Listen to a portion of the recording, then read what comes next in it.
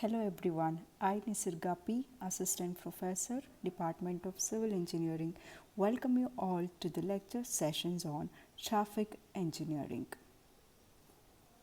This subject we will be studying about the what are all the various parameters which is affecting the safe, efficient and sustainable traffic operation. We'll look into the syllabus. In the first module, we will be studying on what are all the characteristics of traffic, maybe the system components which is influencing the safe and efficient traffic operation. And also we will be studying upon the what are all the various urban traffic problems in India and what are all the methods can be adopted to overcome these traffic problems. And also we will be studying on what is the interdependence of your land use and on the transportation system and how we can implement the modal integration to reduce the traffic related issues.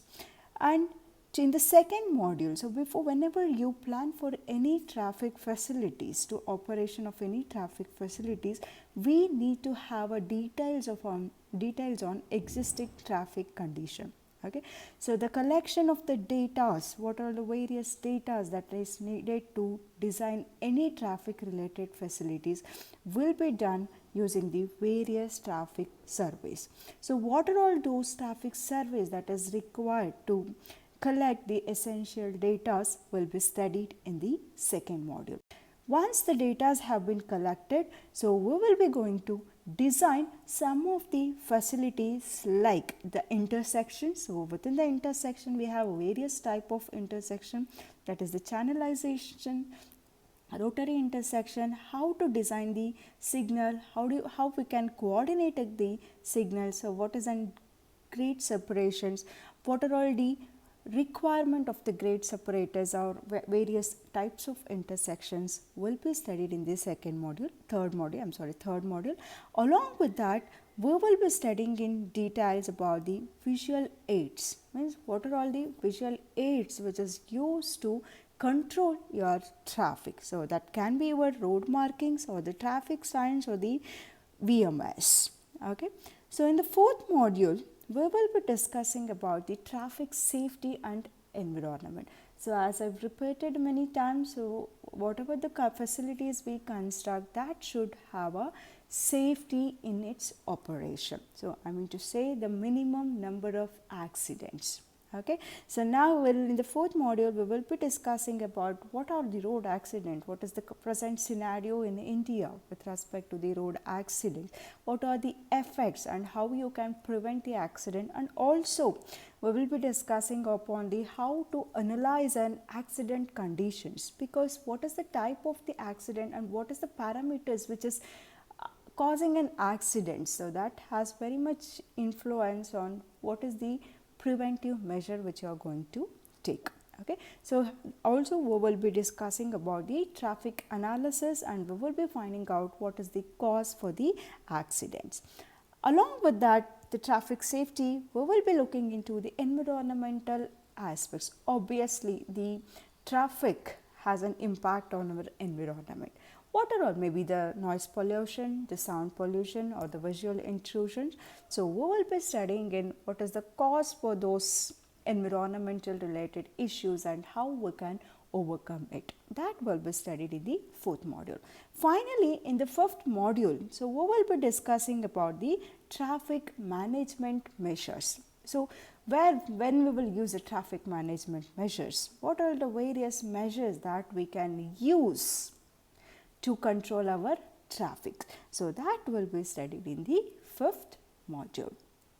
And then when you look into the course outcomes, so you're already familiar with the what is a course outcome. So, okay, so when it comes to the traffic engineering, one should able to understand what are all the various components which are influencing in the traffic operation, and you should have an ability to plan urban transportation system, and you should one should evaluate the impact on the environment evaluate the impact of transportation on environment. And also you should be able to collect and analyze the traffic survey data. Also, you should use an appropriate method to determine or design the various types of intersection. At last, a traffic safety is a prior thing. How you can adopt the traffic safety measures and how you can implement the traffic management measures. Okay, so by the end of the course, you should be able to understand all these 4 aspects. So let us move into the first module, that is traffic characteristics and planning. So in this module, we will first understand what is an traffic engineering, what is the scope of traffic engineering, what are all the traffic system components, and we will study in detail about the traffic characteristics. So first, what is a traffic engineering? Why it is an important? Okay, so it is very much essential for an engineer to understand the traffic so that operation or the flow of traffic on the road should be efficient, safe, and it should be rapid. You should not have without any delays. Okay, so thus the traffic engineering is a branch which deals with the science of measuring the traffic. So first we'll understand what is the amount of traffic. So based upon the amount of traffic, we should design our facilities to cater for the demand. Once the facilities is being constructed, so you should carefully look how well the facilities is being operated. If you find any deficiency in the facilities that you have constructed, maybe you need to revise from the beginning, construct the new facilities or upgrade the facilities or do some traffic management measures so that you can minimize the problems which are related to the traffic. Okay, so thus traffic engineering is the branch which deals with the science of measuring the traffic, design and operating the system to achieve safe and efficient movement of the person as well as the goods. So next, the scope of traffic engineering, where it comes, where it will be utilized. So we require traffic engineering to understand various traffic characteristics and also to have an idea about the various traffic studies and analyze that using some of the statistical tools. Based upon the data that you have collected, you should have an idea about plan and design the facilities which is required for the traffic operation. So once the system is being constructed, you should always have a continuous study on the operation of the system, and also some of the administrations and management measures will be studied in detail with the help of the traffic engineering. So now we'll go into the syllabus. So what are all the first topic in the module 1 as the traffic system components. Okay, so now first we'll look into the what are all the various components which constitutes the traffic system.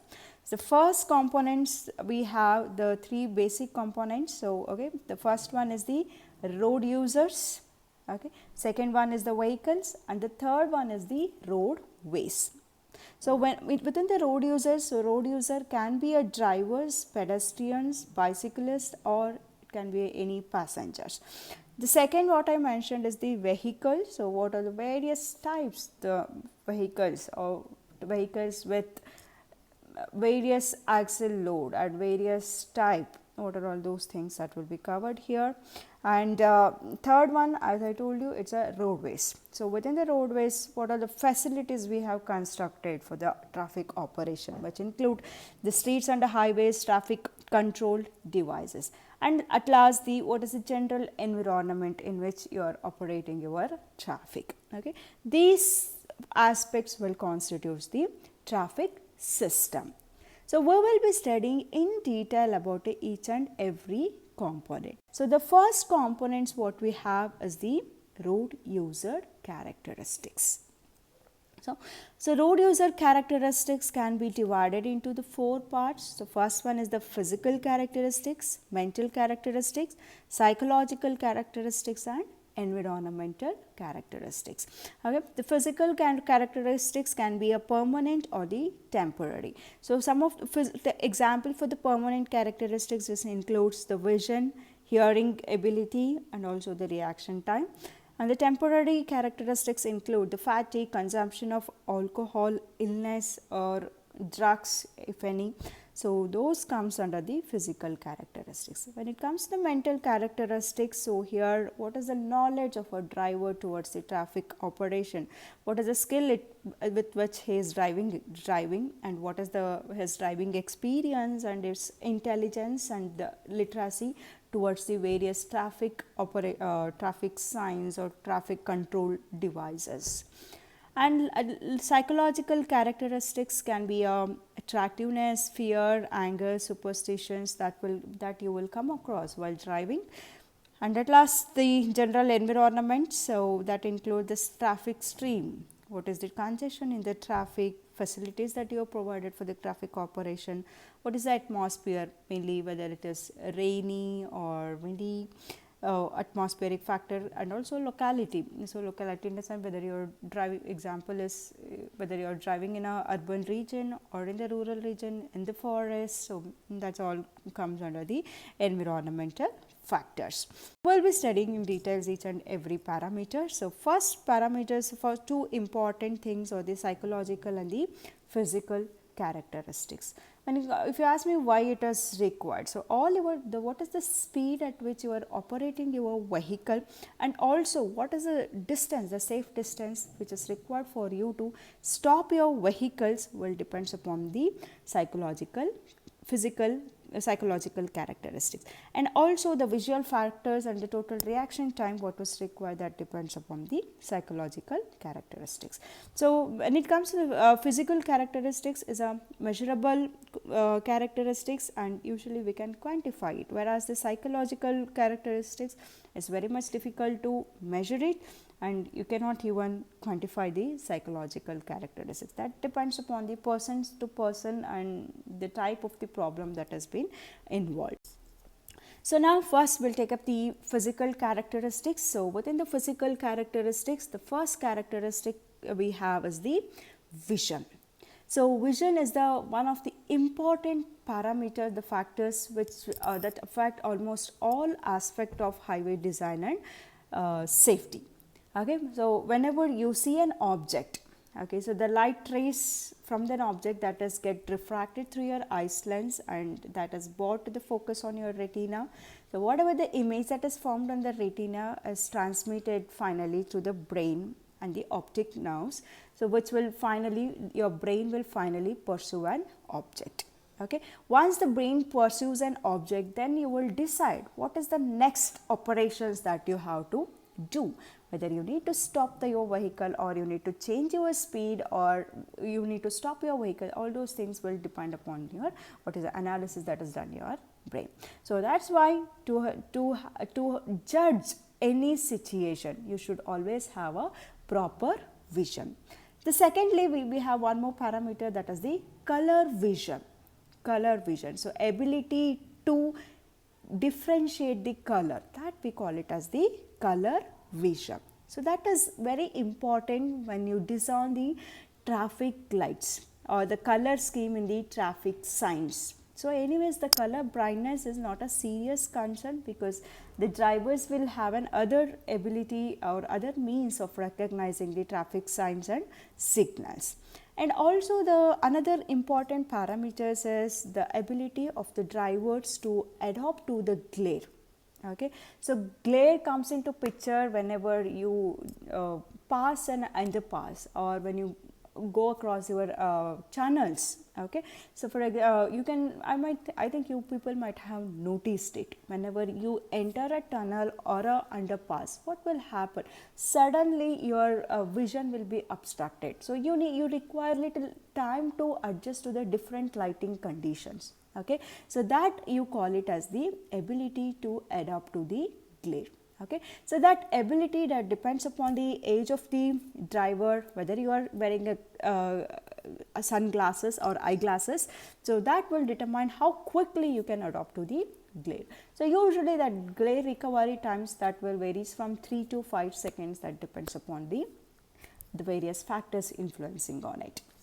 Okay, so one more here we have, you can see the peripheral vision. Okay, so peripheral vision is nothing but the boundary which you can see this. So usually on a static condition, your peripheral vision will vary from 120 to 180 degree. You can see the objects at an angle of 120 to 180 degree. So this peripheral vision, that will reduces with the increase in the speed. For example, the peripheral vision will be 100 degree at a speed of 50 kmph, and that will reduce to 40 degree at a speed of 100 kmph.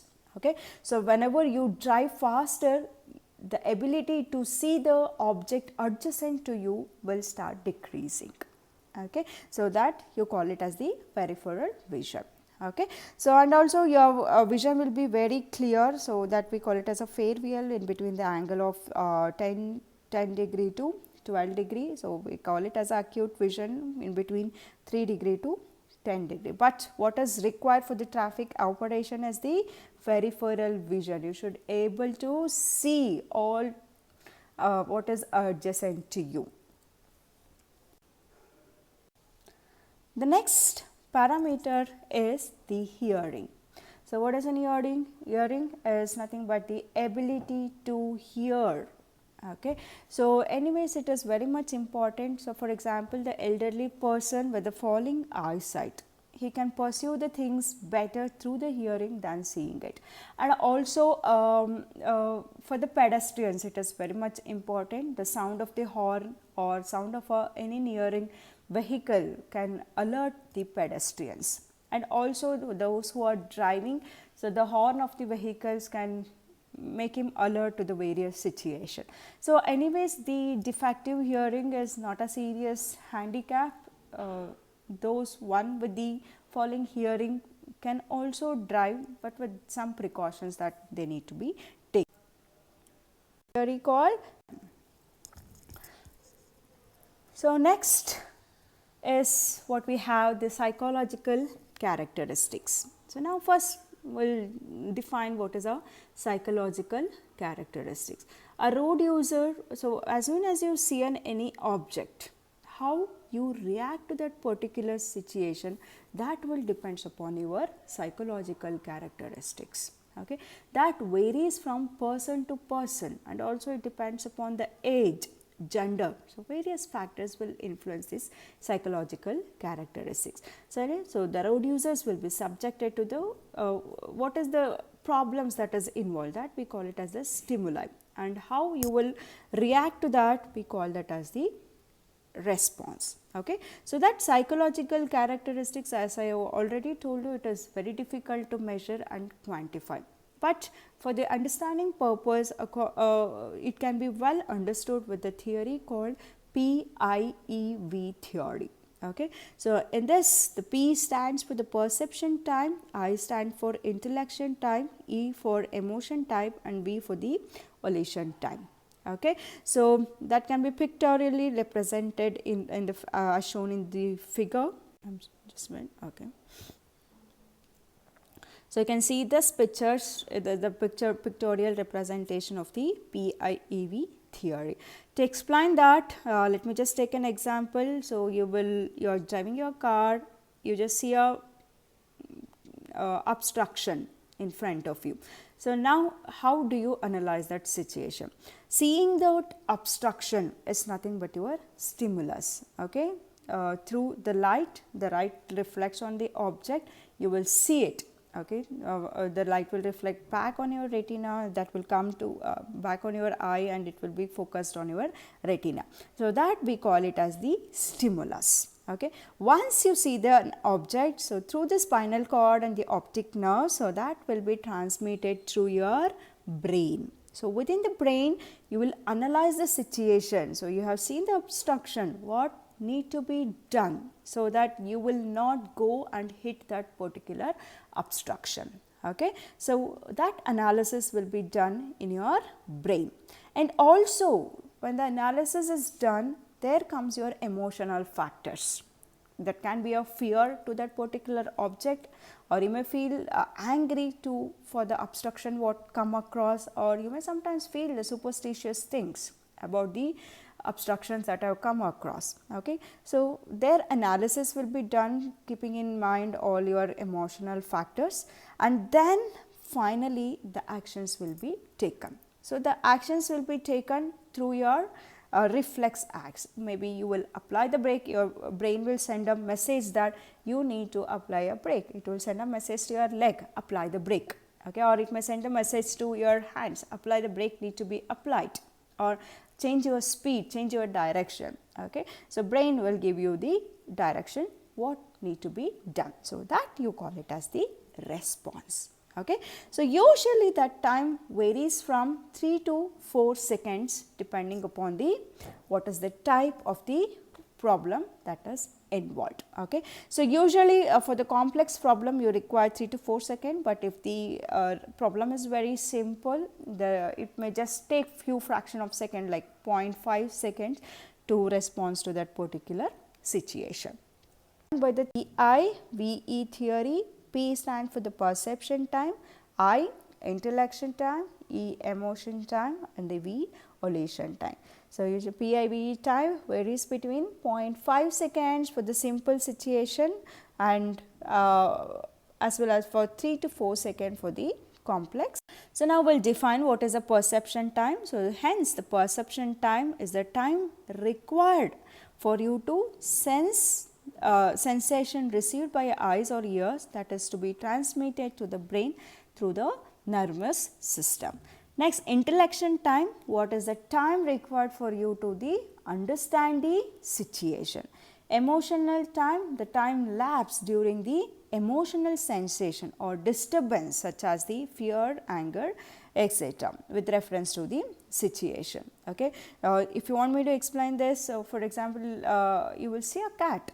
Okay, once you see a cat that is passing on your way, so some people will feel superstitious about it, and they may even take little extra longer time to apply the brakes. Okay, so that's one example. And last, the volition time is the time it is taken for the final action.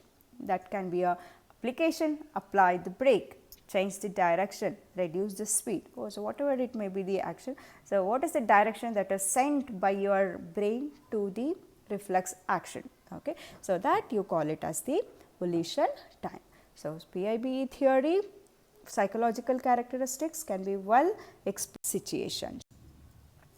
So with respect to that, one more we have the total reaction time. So PIBE, with the help of PIBE theory, we will just understand what is our psychological characteristics. Okay, means what is the time that is required for you to understand the situation. Okay, so now we have the total reaction time. So the total reaction time, so that will give you the time taken from the instant you will see an object to the instant the brakes are efficiently applied. Means by the time you see an obstruction up to the time the final actions have been taken, that you call it as the total reaction time. Why it is required? Why the total reaction time is required? So whenever you see an object, okay, you will apply a brake, the vehicle will come to the stop. So before when the vehicles comes to the stop, it should not collide with the object.